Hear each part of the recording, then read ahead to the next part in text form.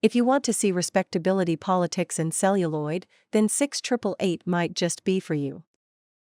Netflix has gone big with this World War II drama, which details the experience of the Central Postal Directory Battalion.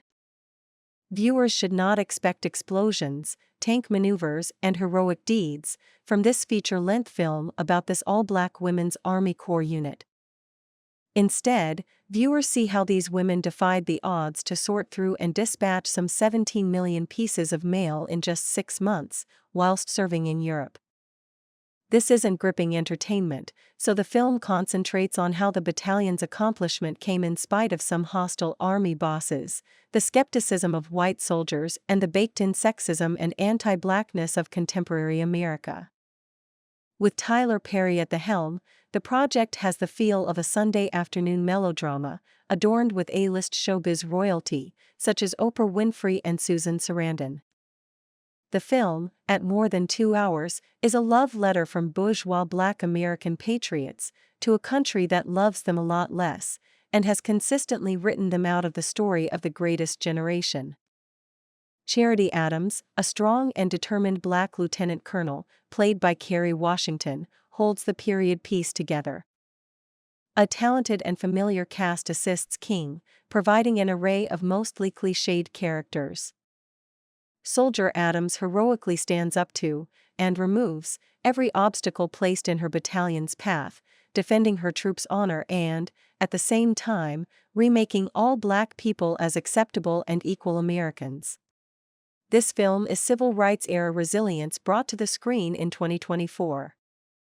The decency, ingenuity, and togetherness of the black soldiers is set against the mendacity of their white colleagues. If this film is understood as a simple tale of black civility overcoming racism, then it is a pleasant and an undemanding watch. But attempting to understand 6888 at a deeper level invites only to a head-on collision with some dismal racial politics.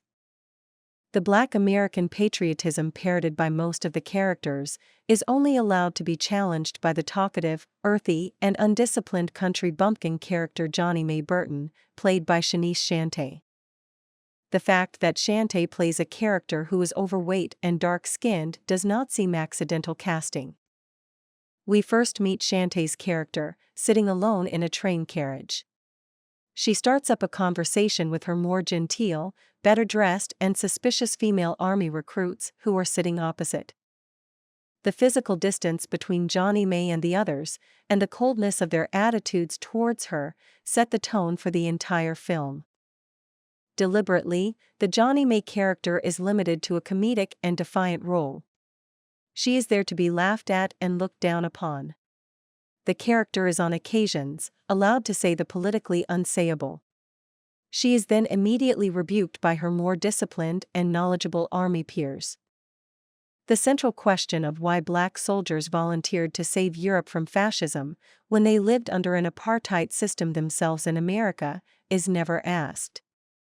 Consequently, there are lots of quivering lips and choked back tears but little to no meaningful politics that might discomfort the majority of Netflix viewers. And again, this was surely the intention. So, if you enjoy seeing black people on screen and don't come to 6888 looking for insight on mid-20th century race politics, then this film, based on a true story, is a rare tribute to bourgeois black inclusion.